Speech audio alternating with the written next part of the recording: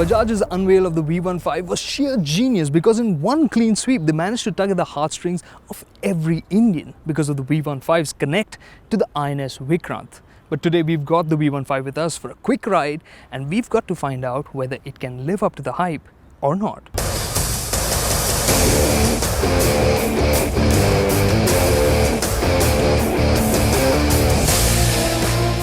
In no small measure, the V15 does impress. It looks well built with good levels of paint quality and gritty looking logos. And that is a good start.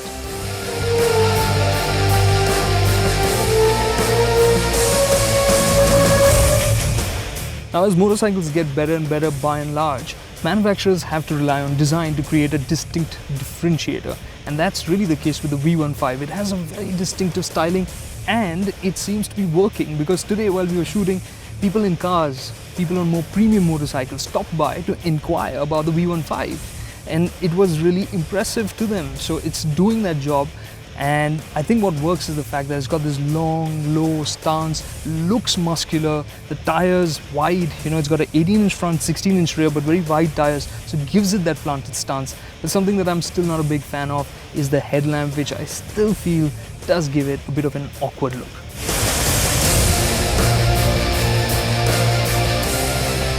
The instrument cluster is also a bit basic, with no trip meter and there's no engine kill switch either. The INS Vikrant logo and the removable cowl for the pillion seat are the standout features.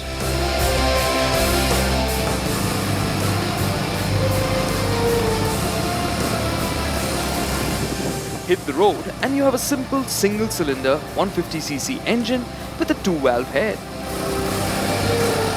Its power output of 11.8 bhp is much lower than most 150cc motorcycles. But it offers 1.3 kilograms of torque from very low RPMs. You know what really defines the intent of this motorcycle is its engine. Now at the launch there was this whole discussion of whether it's a cruiser or a cafe racer. Well, the engine tells all. It's a commuter. That's what Bajaj intended it to be and that's what it does really well. So it's not sporty enough to be a cafe racer, it doesn't have the long legs to cruise on the highway. At about 70 kph, that's its sweet spot. At about 80 you start feeling a little bit of a buzz through the seat.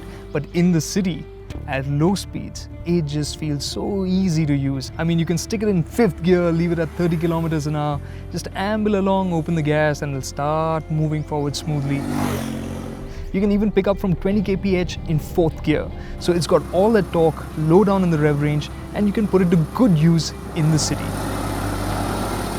One annoying bit though is that this 5-speed gearbox has an all upshift pattern. So it takes some getting used to for most of us, but for traditional commuters, I guess that's where the focus is for Bajaj. That's what is the preferred mode of shifting.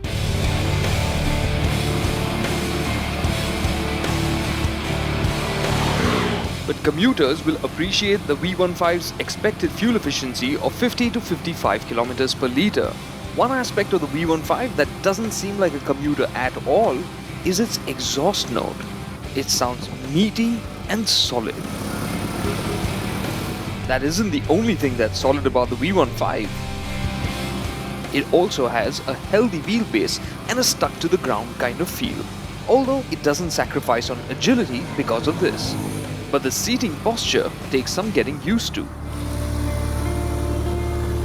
Now in terms of ergonomics, it's going to be a comfortable motorcycle even for taller riders because it feels fairly spacious. It's got a 780mm seat height, so even shorter riders will be comfortable on it.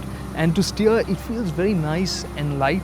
It's got a very tight turning radius, so will be great for the city again.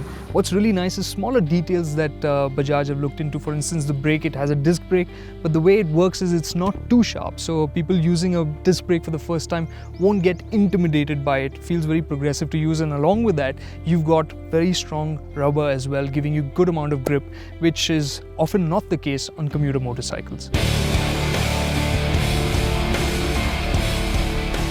The V15 also handles bumps and rough sections quite well, although a slightly softer ride would have been nice.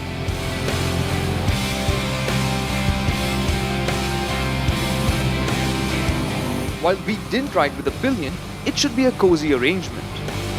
So for about 62,000 rupees ex-showroom, the V15 isn't the most sensible, or the most well-rounded commuter you could buy today. But things get a little confusing when you think of it as a slice of history.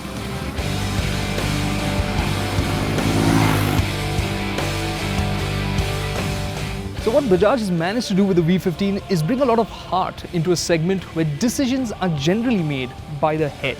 And our hearts would have beaten just a little bit faster for the V15 as well if the engine had been just a little bit smoother and the ride had been a bit more pliant, helping it become just that nicer commuter for the city. So the V15 doesn't break new ground as a commuter, but for those riders looking for an added splash of appeal and design, the V15 deserves a closer look.